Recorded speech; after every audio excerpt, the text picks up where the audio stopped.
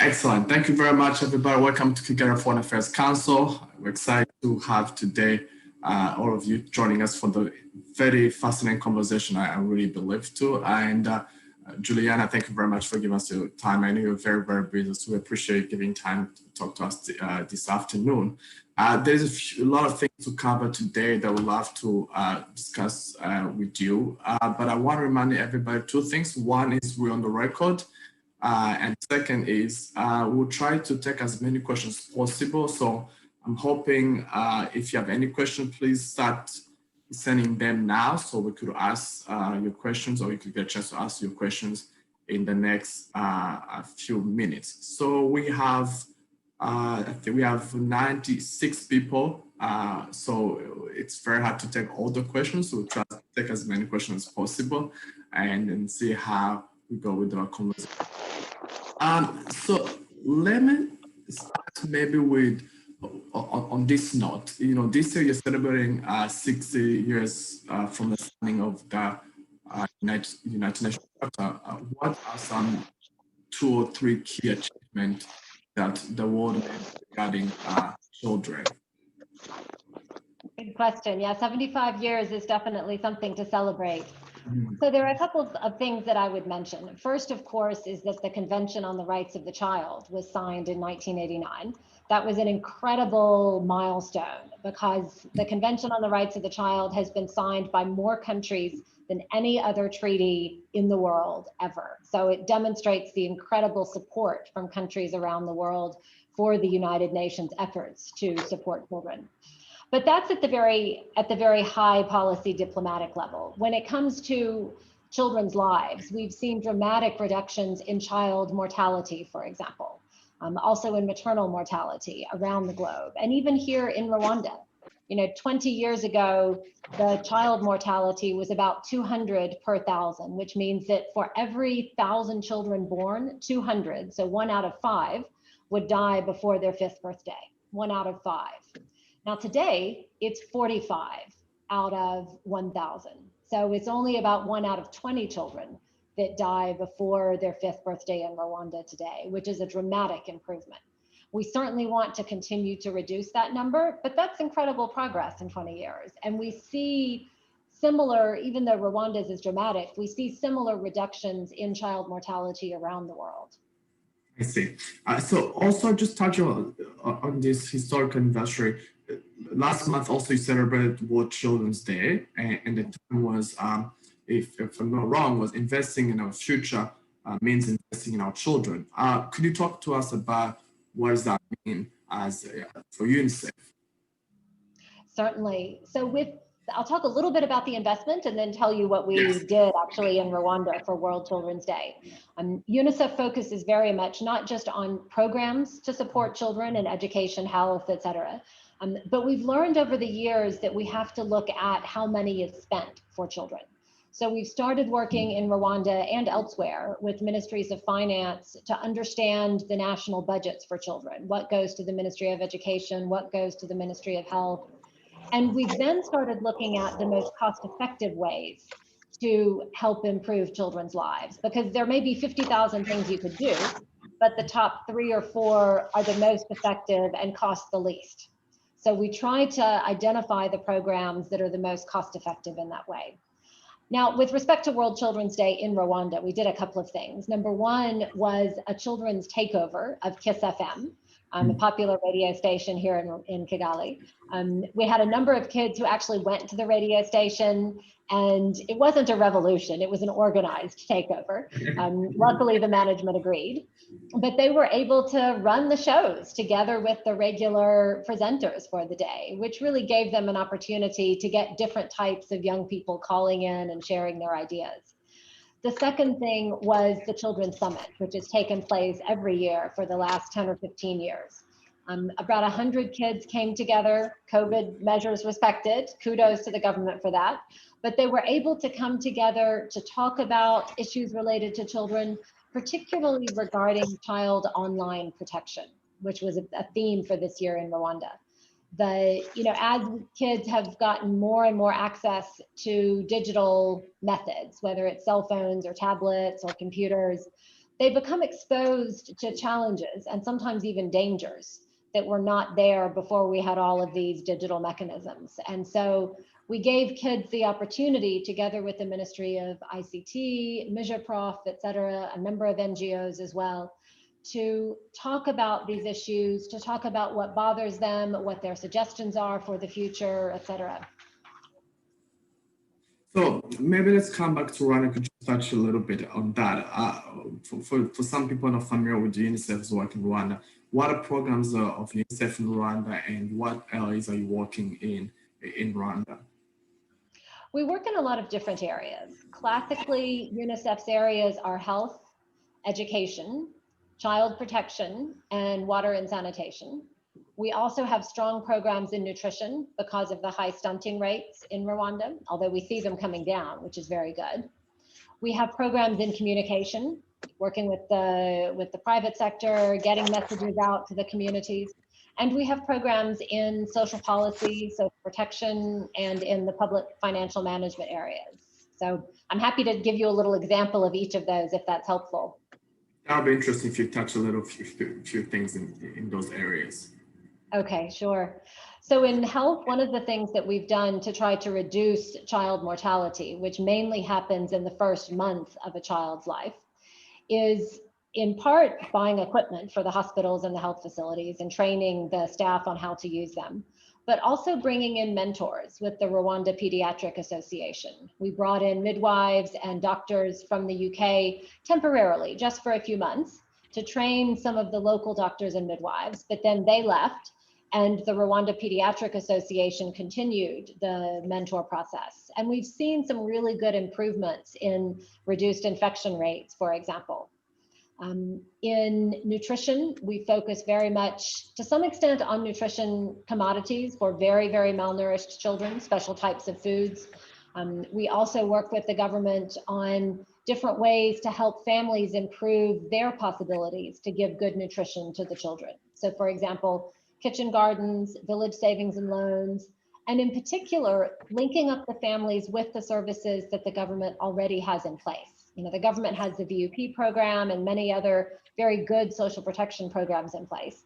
Sometimes eligible families are not participating. Maybe they don't know about it. And so we've put some special effort with the local NGO World Relief to educate families about what's possible. In education, we do a lot of work with primary education, especially on remedial learning, to help the government find ways to help children that are not performing well to catch up, especially with girls, together with the Mbuto Foundation. In water and sanitation, we've done quite a lot of policy work, particularly, for example, helping to figure out the rural water tariffs and what would be affordable and what's not an affordable rate. And we're starting to look now at issues around climate resilience, helping the government figure out how to finance their own water strategies. In child protection, we do a lot of work with the IZU, the Inshuti Zuriango. These are, for those who don't know, perhaps outside Rwanda, these are two people, a man and a woman, volunteers in every village. There are about 30 or 40,000, almost 30,000 of these volunteers around the country. And they check on children in the household. They check on any family dynamics that are problematic. They can be conflict mediators if there's a problem between the husband and the wife that causes difficulties for the children. It's been very, very successful in identifying problems that children are facing and connecting them up with government services. So actually, let's come back to you just start your term this year from Rwanda. Welcome to Rwanda, by the way. Thank you. We're glad to have you here. So what's your priority? What's your top priority for the next years of your term?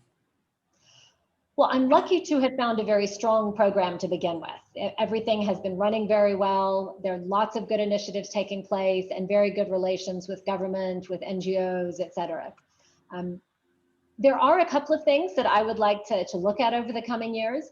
One is thinking about how we can do more really rigorous evaluations of the work that we support to understand scientifically the impact that we're making or not making. You know, maybe something isn't working and we need to adjust it or refine it. Hopefully not stop it altogether, but we need to be open to various possibilities. The second area that I'm keen to think more about and perhaps see how we expand is working with the private sector, because we've learned over the years, not just in Rwanda, but elsewhere, that there are a lot of areas that we can be very successful in for children working with government. There are other areas where private sector, civil society, churches, other types of institutions have incredible opportunities that if we're going to help children together, we need to take advantage of. So let's go back to the pandemic that's going on already now. I'm sure there's impact on this already in terms of children. What's your contribution to COVID globally, but also in Rwanda? There's been a lot going on. Globally, one of the current activities is working on getting the vaccine available. UNICEF has the procurement responsibility and has put out a tender for 2 billion doses of the COVID vaccine, particularly to supply to low and middle income countries. The aim being to make sure that there's equitable distribution. And this is together with WHO. And not only for children, for everybody. Correct, that's right. That's right. We have a massive vaccine procurement capacity out of Denmark because we buy vaccines normally, which are normally for children. And we can get quite good deals with the manufacturers because we have a lot of experience in this area, from buying polio vaccines, measles vaccines, et cetera. So we're using that expertise to put out the tenders to buy the COVID vaccine. But that's globally. Here in Rwanda, we've procured about $1 million worth of medical supplies that we've handed over to RBC. We've also procured PPE equipment like masks and sanitizer for, let's say, the inshuti zuriango, so that they can safely go to the homes and check on how the children are doing. We've done a lot of work in education because the schools were shut down. First, we helped the government get the kids in boarding school back home very quickly when the schools closed in March. But then we worked with RBA to set up the TV shows that had the courses on them, the radio shows that had the education possibilities on them, and a number of other things. For example, making sure that there were sign language interpretation for disabled kids, that there was a Braille options as well. So lots of different things to make sure that education could continue, even if not as well as in a classroom, at least there would be something. And we did some surveys that showed that between 50 and 80% of the kids were benefiting in some portion of the day from the radio and the television classes. Interesting. It's amazing that the integration of technology into the lives of children today. And this is a different discussion. We could go to different that, but Rwanda is one of those countries that really hosts refugees from many countries. And I'm sure there's a good number of children. Are you doing any work in the refugee camps that are hosted in Rwanda? We do. Coincidentally, I was in the Mahama refugee camp on Tuesday this week with the UNHCR representative. And it was my first time to go to the camp here in Rwanda. Because of COVID, I haven't been able to travel as much as I would have liked. But it was exciting to see some of the early childhood development centers that are being built there in partnership with ADRA, which is an NGO. We also looked at the school there. It's a massive school for 23,000 children. The school buildings just go on and on and on down the hill. But you know, at the moment, just over 10,000 children are back in school. And in January, they hope that the numbers will be back up. Maybe not to 23,000 because of the repatriations back to Burundi. But the nice thing is the school services the local community as well. And similarly with clean water. In previous years, we did a lot of work to help set up the clean water facilities in the camp. And those clean water facilities are not just for the refugees, but also for the local community. And similarly with healthcare, we went to one of the clinics run by Save the Children, and that clinic is available to the local community, the host community, in addition to the refugees. So Rwanda has a really good example of refugee host community collaboration and integration. Interesting. So just to remind our audience, please keep sending your questions. I'm seeing them, and I promise I'm going to ask them the next 3-4 minutes. I want to ask a question because I've had a lot of people, asking, Do you see the private sector playing a role in the UNICEF's work and what that will look like?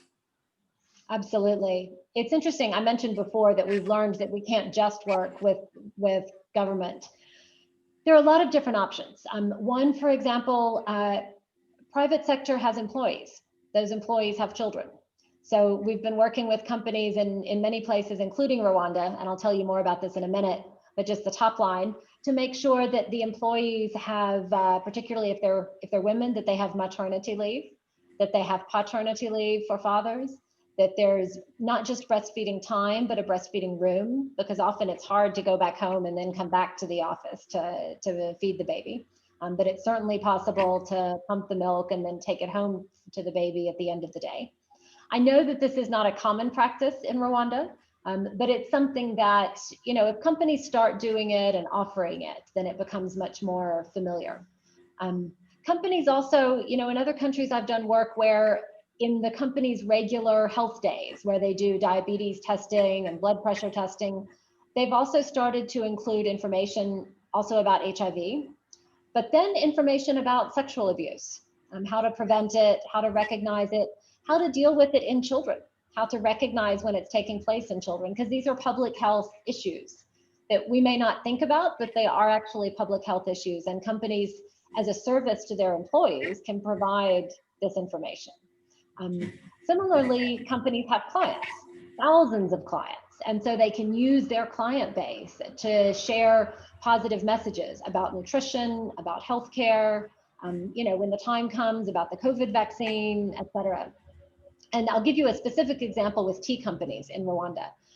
We've started working with Sawate and others, and they have provided creches on site. We've given them some training and they've set these up where the women who are plucking the tea for harvesting can leave their children during the day. They know that they're safe, they're well cared for, they have a nutritious meal, and then they can come back and pick them up at the end of the day. And NIAB, the Agricultural Export Board, has now picked this up, and all the tea companies in Rwanda have now committed to provide some kind of creche support for the children of the workers on their properties, which is really exciting because that's a substantial employment area in the country. Interesting. So let's take questions now, and I will go back to my questions. The first question is from Caroline. How do you measure your success? How do you measure your success? Big one, and good question, actually. There are tons of different indicators, but at the end of the day, it's whether or not children's lives are improved. And that we come at that from different angles. It's looking at it, is child mortality decreasing? Is, in terms of education, is enrollment increasing? But not just enrollment, their learning outcomes. Are the kids actually learning? Are they able to read and write and understand? Are they able to do mathematics at the proper grade level? With respect to child protection, we look at whether child abuse cases are hopefully going down. Sometimes we have to be careful here because sometimes reports will go up, maybe not because it's getting worse, but maybe because people are becoming more comfortable reporting, which can actually be a good middle or interim good sign that people are reporting, the cases will be dealt with, but ultimately, obviously, we want all of the reports and the cases to go down. So there are lots of different measurements that we use. Many of those are enshrined, by the way, in the Sustainable Development Goals. Next question comes from Jen, teacher, Rwanda. What plan does UNICEF have to support better quality education in Rwanda? Good question, definitely. So there are a couple things we're doing. One is mentoring for teachers and especially head teachers. You know, in any company or organization, leadership defines a lot of the success of the company or organization. And a school is actually no different. If the head teacher is a good leader and can motivate and support the teachers, then it will contribute significantly to the success of the school. So there's a whole mentorship program that's running to support the head teachers. It's part of continuous professional development. Another example is a remedial education program with the Mbutu Foundation. It's focused on girls particularly, using tablets with special apps on them to help girls improve their learning possibilities, particularly girls who are at risk of falling behind. So the next question is technology, has to do with technology. What are the challenges technology poses to children? Are you doing anything to protect children online? Yeah, great question. There's actually quite a big child online protection campaign taking place as we speak. The Ministry of ICT and Mijaprof and a couple of others are undertaking. RIB, I think, is also involved. A lot of this has involved educating children about the potential dangers online, not just people, you know, outside the family or outside the circle of friends who can be predators, but also cyberbullying, to make kids aware of these possibilities and give them some skills and some ways of addressing these things when they happen, or trying to prevent them as well. We're lucky that Rwanda has a child online protection policy, which is a very good start on the part of the government. The next questions come from David. He's asking about what's the importance of father taking leaves? Of fathers taking leave. Yes, yeah. Very important, good question. It's important for many reasons. Number one, for the father bonding with the child himself. I can tell you about my husband. He took leave when our daughter was born, and they have the most incredible relationship. He was the first one to change her diaper because I was still in the hospital bed. And you know, if he had just been absent, then that relationship that they have, which is just the most beautiful thing ever, would not have occurred. It's also obviously important so that the woman has possibilities to then go back to work. This is perhaps in more, in more traditional office type jobs here in Kigali, but it's very important to share that responsibility, because we find in many cases one of the challenges to women advancing in their careers is the social pressures to perform all of the childcare and the home activities in addition to succeeding in the workplace. Whereas when the mother and the father share those things, then each has the opportunity to put efforts towards their careers and their work, and also put efforts towards taking care of the children and the family. The next question is about funding. Do you fund NGOs? That's one. And second part is how do you get your funds? Okay, good question. UNICEF, we're part of the United Nations. We do not get a single franc or penny pound from the United Nations. All of our money is raised voluntarily from government contributions, from a lot of private sector contributions. In some countries, you know, in France and Belgium and the US and Canada and Japan and elsewhere, individuals contribute, and all of this is put together. We have a $6 billion budget annually. It's pretty massive. And all of that comes together with the private sector and the government contributions. In every country, we have agreements with NGOs who are our operating partners. And those are all agreed with the government as well. So we don't do anything sort of on the side with an NGO. We agree with the government which NGOs we're going to collaborate with. And so here in Rwanda, we have 30 or 35 different NGO partners, the vast majority of which are Rwandan NGOs. Okay. Good. So, and now I would try to take the three last questions because we're running out of time. This is come from, one second. Now there are too many of them. The list, sorry if I pronounced your name wrong. With regards to the pandemic, what is UNICEF doing to support diminished abuse of children, right? Especially with increasing in teenager pregnancy or sexual assault? Yeah, we've been very concerned about, particularly during the lockdown and with schools closed, the possibility of abuse of children. And we have seen, RIB has shared some numbers when they started the anti-child defilement campaign that indicated some worrisome increases. One of the main things we've done is try to advocate for the IZU, the Inshuti Zuriyango, to be considered essential workers. so that they get the masks and the other PPE equipment so they can go to the households and check on children, so that even during the lockdown, they could move around. It's very, very important that they be able to continue their work. We got them airtime, for example, during the lockdown so that they could call families and check on them, because they check on families routinely. They know which ones are having problems. And to not be able to follow up for months and months, they were really worried about what was then happening with the kids in those families. So it was important to give them some method through the airtime, for example, so they could at least call if they couldn't go personally. But it's absolutely critical for the ISU to be able to continue their work. So I have almost a similar question from 4 people, Claire, Lillian, and others. What does it take for an organization to partner with the UNICEF on any initiative? The basic thing is get in touch with us. We'll have a chat. Our program colleagues, we have experts in all the areas I mentioned: education, child protection, health, etc. We have experts in each of those areas. They work their plans out pretty much in advance with the government over a 1 or a 2 year advance period. So, it's not like you come talk to us and the next day we can find an agreement and give you money, because we need to work things out with the government.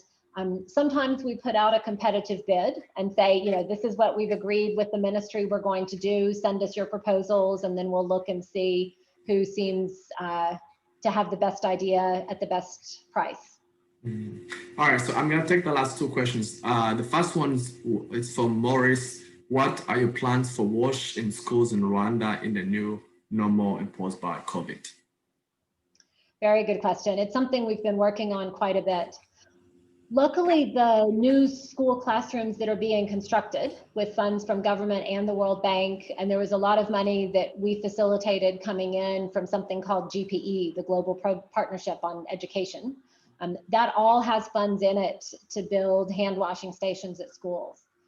Even when I was just up at Mahama refugee camp this week, I saw where they were constructing the hand washing station at the existing school at the entrance point. So there's a lot of hand washing construction going on right now. So we're running out of time. I want to finish on 2 questions, 2 personal questions. One is I'm always interested to learn what motivates people to start to do what they're doing. One of the things, a few months ago in one of your speeches, you talked about your dad, how he grew up poor and used to work in the field picking cotton after school. So how much of your father's life experience influences you to join this field of international development? Interesting. My dad did grow up poor. He managed to get to university, ended up being a university professor. And so my parents often had international students from university come home when I was a kid, as part of the exchange program. So I remember, there was a guy from Nepal, from Poland, from Romania, from various places. And that gave me a little bit of international exposure, I suppose. And then once I started working with UNICEF, I slowly realized the similarity, the connection between what we were advocating for with UNICEF and things that I had heard, just growing up in the US. A little example, a box of breakfast cereal in the US will say fortified with 10 vitamins and nutrients for your child's health. And I never, took that in. But now I realize that everything we're doing with micronutrient powders, with food fortification for nutrition, it's the same thing. So it brings home that what children need around the world basically is all the same. It's no different. All right, so there's somebody really pushing this question so hard every time. I'm gonna take it. They keep texting it. Can you share with us at least one memorable experience working in the field? Oh gosh, certainly.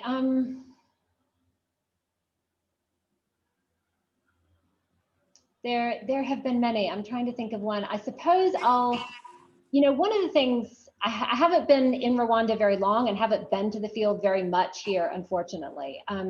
But one of the recent trips that I made, I talked to the ISU, and they were telling a story about a situation where there was conflict with the family. The mother had run away because of the conflict, taken some of the kids, left some of the kids. The kids who were left behind were not going to school. There was not adequate food. Things just deteriorated dramatically. And the ISU were able slowly to convince the mom to come back, to try the marriage again.